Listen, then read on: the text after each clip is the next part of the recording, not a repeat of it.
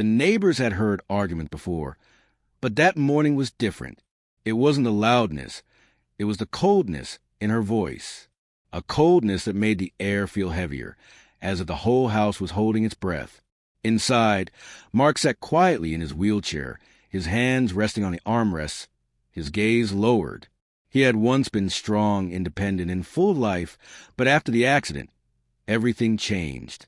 His body healed slower than his heart, and every day felt like another reminder of what he had lost. But nothing cut deeper than the way his own wife, Vanessa, spoke to him now. She walked around the living room with her arms crossed, heels clicking sharply on the floor, each step like a reminder of who held the power. "Honestly, Mark," she said with a sharp sigh, "you can't even sit up straight without help. Look at you." Her voice was calm, but the words were like tiny knives, soft enough to hide the cruelty, but deep enough to leave marks. Mark didn't respond. He couldn't. The silence protected him more than any argument ever could.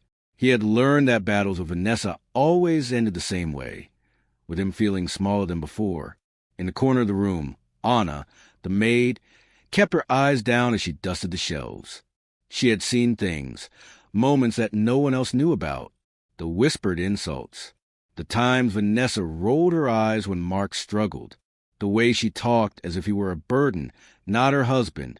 Anna had wanted to speak up so many times, but she needed the job, and Vanessa had made it clear that any interference would mean the end of her employment. So Anna stayed quiet, though her heart ached every time she witnessed the humiliation. That morning, Vanessa didn't hide anything. Maybe she thought Mark was too weak to say anything. Maybe she assumed Anna was too scared. Or maybe she simply enjoyed having control. She stood behind Mark and tapped the back of his wheelchair with her manicured finger. "Imagine if people saw us like this," she murmured. "A wife stuck with a crippled husband. How embarrassing." Anna's hands froze. Mark's eyes flickered, just for a second, revealing a pain he fought hard to hide. Vanessa smirked, thinking no one noticed. But Anna noticed everything. Outside, the clouds rolled in dark and heavy, as if nature itself sensed the cruelty inside that beautiful house. A faint rumble echoed in the distance, and Mark finally lifted his head. His eyes weren't angry. They never were, but something else flickered behind them, something Vanessa had never bothered to see, because what she didn't know was that Mark had a secret, a quiet truth he had carried alone, something that would soon turn the tables in a way Vanessa never expected. And when it happened, it wouldn't just shock her, it would shake the entire foundation of their lives. But in that moment, no one knew the storm that was coming. Not Vanessa, not Anna, not even Mark himself. Yet the first sign of karma was already on its way, slow and silent, and impossible to escape. The silence after Vanessa's words hung in the room like a thick fog. Mark stared ahead, pretending he didn't hear, pretending the sting didn't reach the parts of him he kept hidden. He shifted slightly in his wheelchair, a slow movement that used to be effortless before the accident that changed not only his body but also the way people saw him, especially his wife. Vanessa had been carrying the first few weeks, or at least she acted like it. But as time passed and his recovery moved slower than she wanted, her patience dissolved into irritation, then into resentment, and finally into something colder than either of them ever expected. Mark wasn't the man he used to be, but he hadn't lost everything. He still had his mind, his calm judgment, and a quiet strength Vanessa underestimated. What she didn't realize was that he had been watching her too, carefully, patiently, ever since he started noticing strange changes in her behavior. The late-night phone calls, the whispered conversations on the balcony, the sudden new expenses she never explained. He had questions, but asking Vanessa anything now only invited more humiliation, so he kept those questions locked inside, waiting for the right moment. Anna noticed these changes as well. She was careful, always moving quietly, doing her work without attracting attention. But every now and then, she would glance toward Vanessa with a worried expression, sensing something wasn't right in the household. Anna had her own secrets too, nothing dramatic, just the kind of secrets people carry when they're trying to survive. Her job was her lifeline. She sent money back home to support her mother and younger brothers. Losing this position wasn't an option, which made Vanessa's coldness toward Mark even harder to watch. It was difficult to stay silent when every instinct told her to say something. That afternoon, after Vanessa left the room to answer her ringing phone, Anna approached Mark slowly. She never overstepped, but something in his expression pulled her closer. "Sir," she whispered softly, "are you okay? Do you need anything?" Mark lifted his eyes to hers, and for the first time that day, there was a flicker of genuine connection, a silent understanding. He offered a faint smile, the kind that didn't reach his eyes. "I'm all right, Anna." "Thank you," he murmured. But Anna didn't entirely believe him. She hesitated for a moment before returning to her work, her mind buzzing with unease.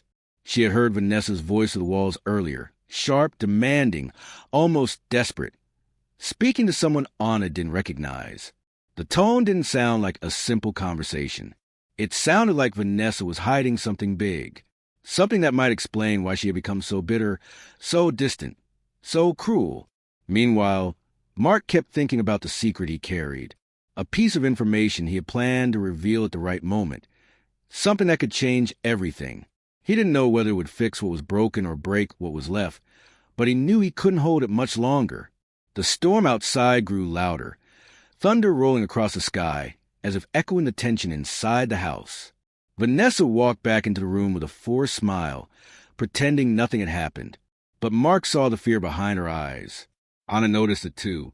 And none of them realized that the next few hours would bring the first crack in the lies stretching across their lives, the crack that would only grow wider. The rain finally started, tapping against the windows with a steady rhythm that filled the heavy silence. Vanessa paced the hallway, her phone clutched tightly in her hand.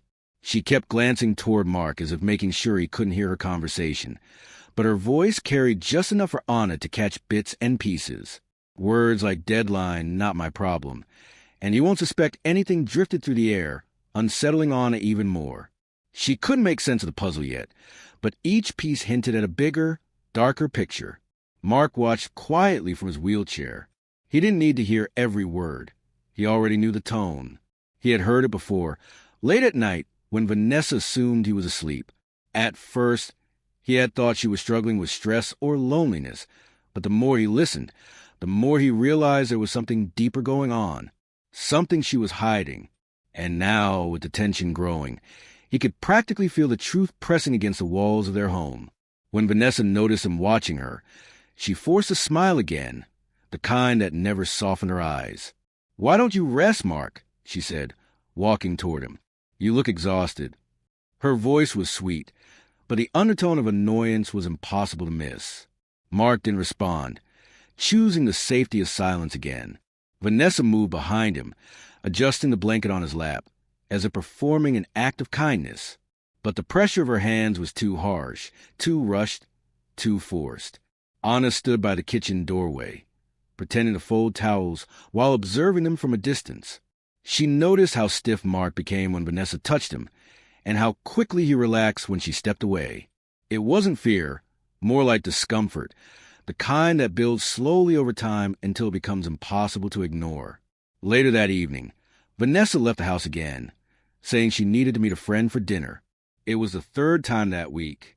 She didn't explain, and she didn't ask if Mark needed anything before she left. She simply grabbed her purse and disappeared into the rain. Once she was gone, Anna approached Mark more boldly than before. "Sir, are you sure everything is okay? I don't want to overstep, but something feels wrong." Mark looked at her for a long moment, weighing his words carefully.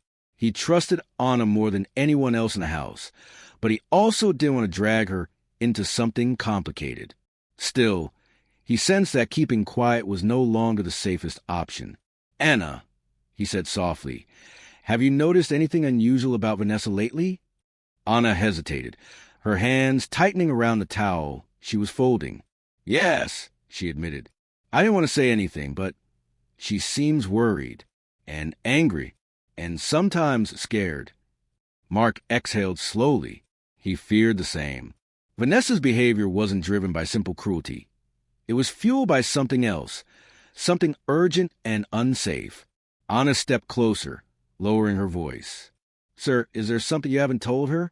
Mark nodded slightly, his eyes shifting toward the window where the rain blurred the view outside. There's a lot she doesn't know, and some things she shouldn't have found out. Anna's heart thumped faster. Found out? She whispered. Mark didn't answer immediately. Instead, he stared at the darkness building outside the house. He knew Vanessa wasn't acting alone. He knew someone else was involved. Someone who wanted something from him. Something he hadn't intended to reveal yet. And as the storm deepened, a shadow moved across the driveway, unseen by all three of them, suggesting that whatever Vanessa had started was already spiraling far beyond her control. The lights in the house flickered as the storm grew heavier, casting strange shadows across the walls. Mark felt the pressure in the air shift, a quiet warning he couldn't quite explain. He glanced toward the front windows, sensing movement outside, even though he couldn't see clearly through the rain. Anna noticed a sudden stillness and followed his gaze, her own heartbeat quickening. The house had never felt this tense before, like something was closing in on them. Vanessa still hadn't returned, and the longer she stayed gone, the more uneasy Mark felt. Her late-night outings, the frantic phone calls, the sharp whispers, everything pointed to one thing. She was involved in something dangerous. And now, Mark's secret, the one he had guarded quietly for months, was also becoming harder to hide. A secret connected to money, trust, and decisions he made long before the accident. Decisions that Vanessa had no idea about until recently. Mark shifted in his chair, his hands trembling slightly. Anna, he said softly, before anything else happens, you need to know something. Someone might come here tonight. And if they do, don't open the door. Anna froze. Someone? Who would come here? Mark didn't answer directly. He looked down at the small drawer built into the side of his wheelchair. Anna followed his eyes and noticed how tightly he held the handle. She swallowed hard. Sir, what are you expecting? Before he could respond, the doorbell rang. Not once. 3 times in a row, each pressed harder than the last. The sound cut through the house like a warning siren. Both of them jumped slightly. The storm outside masked any footsteps, so whoever stood on the other side remained a shadow. Anna stepped back instinctively. Mark's breathing became shallow, but his voice stayed calm. Don't go to the door, he whispered urgently. Whatever happens, don't. The bell rang again, followed by a loud knock. Then another. Anna's hand shook as she turned off the living room lights to make the house look empty. The knocking grew louder, more impatient. The storm outside swallowed every other sound, making the knocks feel like they were happening inside the walls. Mark's mind raced. If it was the person Vanessa had been speaking to, then everything he feared was about to unfold. He knew Vanessa had gotten herself into trouble, big trouble, but he didn't expect it to reach their home this quickly. His chest tightened as he listened, knowing this moment would change everything. Eventually, after what felt like minutes of nonstop pounding, the knocking stopped. Silence followed, thick, heavy, and unnatural. Anna held her breath and listened. Then a voice came from outside. Calm, familiar, and frightening. Mark, I know you're in there. We need to talk. Anna's eyes widened. She recognized the voice, too. She had heard it once, weeks ago, on the phone with Vanessa, when the maid passed by the hallway. A man's voice, cold, pressured, demanding. Mark's fingers curled around the armrest of his wheelchair. He didn't speak. He didn't move. The man didn't knock again. Instead, he murmured, You think you can hide from this? You think you can hide from me? Anna stepped even closer to Mark, whispering, Sir, who is he? Mark kept staring straight ahead, his voice barely audible. Someone who knows too much. Lightning flashed, illuminating the silhouette by the door, and in that brief second, Anna saw him clearly. Then the power went out. The house plunged into darkness. The man outside took a slow step toward the window, and everything Mark feared was about to break loose. The darkness swallowed the entire room so completely that Anna couldn't even see her own hands. The only light came from the occasional flash of lightning outside, each burst revealing the silhouette of the man still standing near the window. He wasn't moving, but somehow his stillness felt more threatening than any knock or shout. Mark kept perfectly still too, but Anna could feel the tension radiating from him. as if he was holding back something he wasn't ready to face. The man's voice came again, low and steady. "Mark, you kept quiet long enough. It's time." Anna's breath caught in her throat. There was something in the man's tone, a strange mix of disappointment and confidence, as if he believed he had already won. She glanced at Mark, waiting for him to say something, anything, but he didn't speak. Instead, he reached slowly toward the small drawer in his wheelchair again, more carefully this time. Anna leaned closer, trying to see what he was doing, but the darkness made everything uncertain. Just then, a faint buzzing sound broke the silence. It came from across the room. Vanessa's tablet lay on the side table. The screen lit up suddenly, casting a soft glow. A message notification flashed. Anna stepped forward and turned the screen so Mark could see. His eyes widened slightly when he read the sender's name. And in that moment, Anna realized something startling. The message wasn't from a stranger. It was from the same man outside. Mark's heart pounded. Another message appeared instantly. "Where is it?" "She promised you'd hand it over." Anna whispered, "Sir, what is he talking about?" Mark didn't answer. He couldn't. Not when another message arrived, this time containing something that froze the air in the room. A photo. Anna gasped softly when she saw it. Vanessa, standing with the man outside, talking to him in what looked like their own kitchen. Not angrily, not nervously, but smiling, comfortable, almost familiar. Anna turned toward Mark, her voice trembling. She knows him very well. Mark closed his eyes for a moment, a wave of realization crashing over him. The accident, the sudden shift in Vanessa's behavior, the financial documents he had noticed missing. It all connected now, forming a picture he had never imagined. Vanessa hadn't just stumbled into trouble. She had brought it home. Willingly. The man outside knocked on the glass window with a slow, deliberate rhythm. "Mark," he called again, "your wife made a deal, and she didn't deliver. Don't make the same mistake." Anna stepped back, bumping into a chair, her breath shaking. She suddenly understood why Vanessa had been so distant, why she had been so cruel. Guilt, fear, pressure, the kind of pressure that makes people act in ways they never would have before.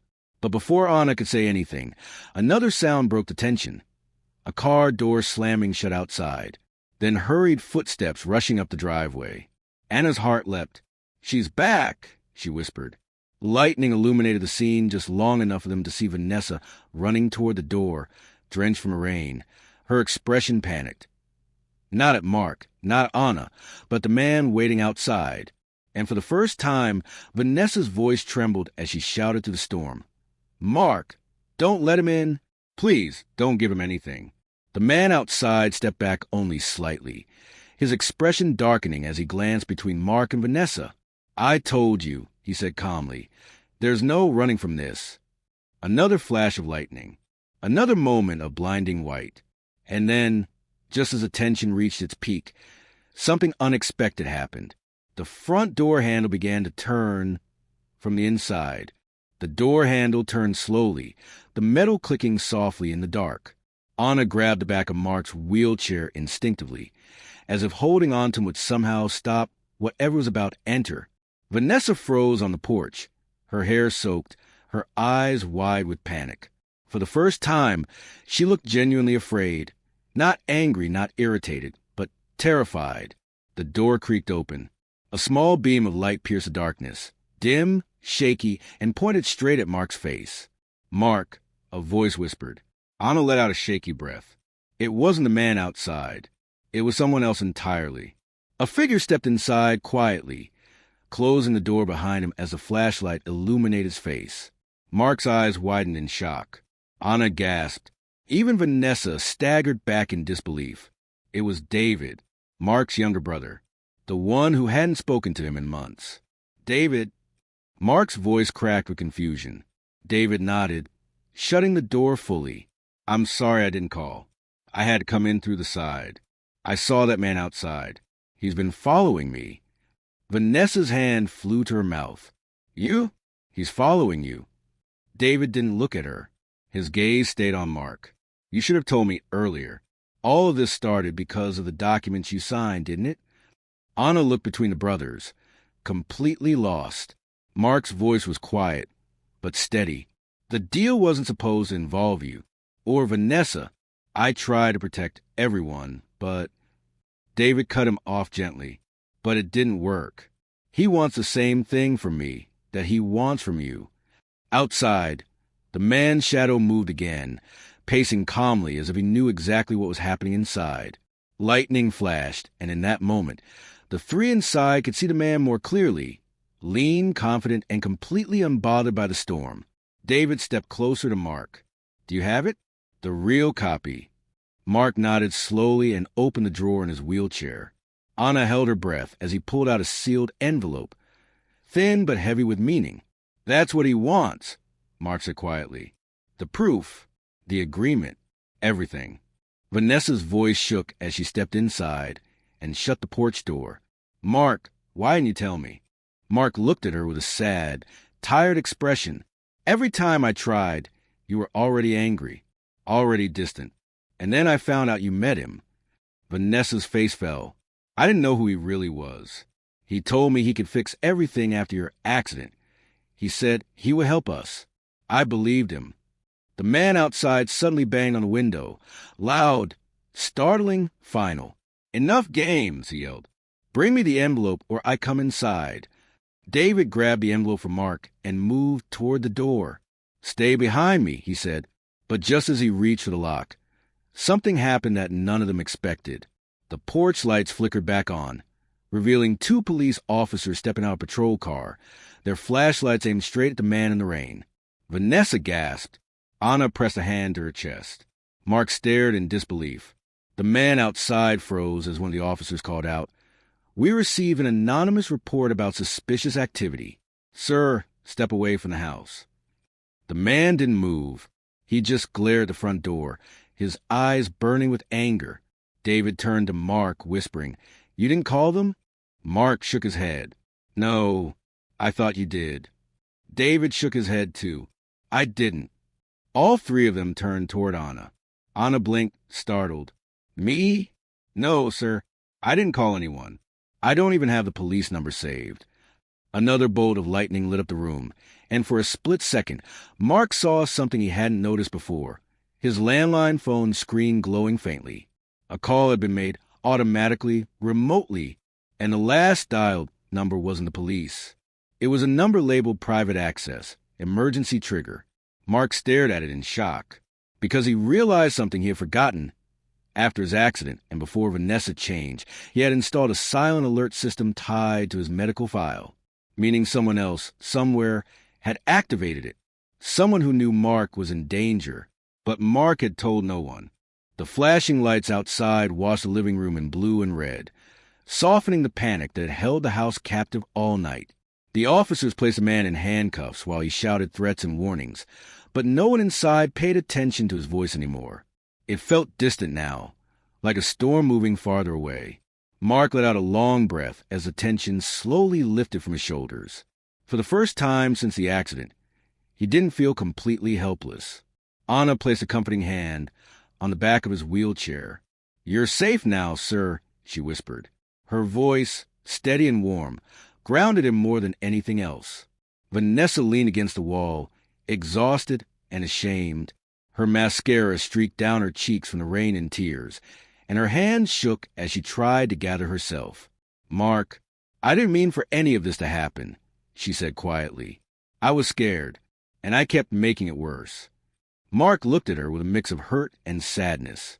You didn't trust me, he replied softly, and I didn't know how to reach you anymore. David closed the door after the officers left and walked back into the room, the envelope still in his hand. He laid it on the table gently, like placing down a heavy weight. This should have been dealt with a long time ago, he said. But we can handle it together now. The police already confirmed they've been investigating him for months. Anna stepped forward. But who activated the emergency trigger? If none of us called for help, then who did? Mark looked down at his phone again, thinking back to the setup he had made months ago. There was only one person who had remote access to the system, he murmured. My doctor, He insisted on it after the accident. He told me that if anything seemed off with my health or movements, the system would alert medical services or authorities automatically. David nodded slowly. So when the power went out or your vitals changed from stress, it must have triggered the alert. Mark exhaled, relief washing over him. The system he had almost forgotten about ended up saving his life. Vanessa moved closer, her voice trembling. Mark, I know I hurt you. I was angry and overwhelmed, and I blamed you for things that weren't your fault. I was wrong. I crossed lines I should never have crossed. Mark studied her face carefully. There was no anger in his eyes now, only disappointment and a quiet understanding. We can't fix everything tonight, he said gently, but we can start by being honest. Tears filled Vanessa's eyes as she nodded. She turned to Anna. And I'm sorry for how I treated you. You didn't deserve that. Anna gave her a small, forgiving smile. Sometimes fear makes people forget who they are, but tonight showed who you really want to be. The storm outside finally calmed, leaving the house in a soft, peaceful glow. David placed a hand on Mark's shoulder. You're not alone anymore, he said. We'll face the consequences together, fix the legal mess, and put an end to all of this. Mark felt a sense of closure settling in, a reminder that even when life breaks you down, the right people can help rebuild you. Vanessa wiped her cheeks and took a deep breath. I want to do better, she whispered. For you, for us. Anna stepped into the kitchen, giving them space, but her heart felt warm knowing things would finally change in this house. The danger was gone. The lies were exposed. The truth had surfaced. And just like that, Mark realized that karma didn't always arrive loudly. It sometimes came in the form of a storm clearing, a truth revealed, and a second chance to rebuild what was broken. The night had been long, frightening, and full of secrets. But as the sun started to rise, it brought a quiet promise, a fresh start, honesty restored, and a home no longer haunted by fear.